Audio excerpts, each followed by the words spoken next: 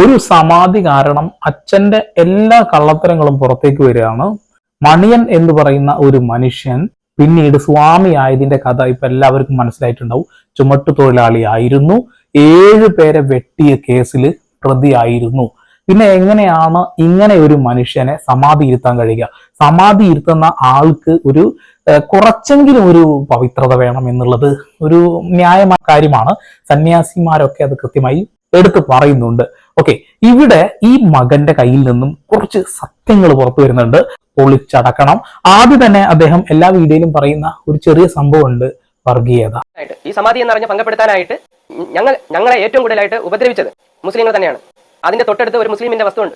ആ മുസ്ലിം ഞങ്ങളുടെ 4 ഡാമ്പരം പൊളിച്ചു മാറ്റണമെന്ന് കളക്ടർ ഓഫീസിലും നെയ്യാറ്റിങ്കര സ്റ്റേഷനിലും പരാതി കൊടുത്തിട്ടുണ്ടായിരുന്നു. ആദ്യ സാധനം അത് തന്നെ ഇടണം. കാരണം അദ്ദേഹത്തിന് പറ്റിയ ആ ഒരു പേര് വർഗീയ കുമാരൻ എന്നാണ്.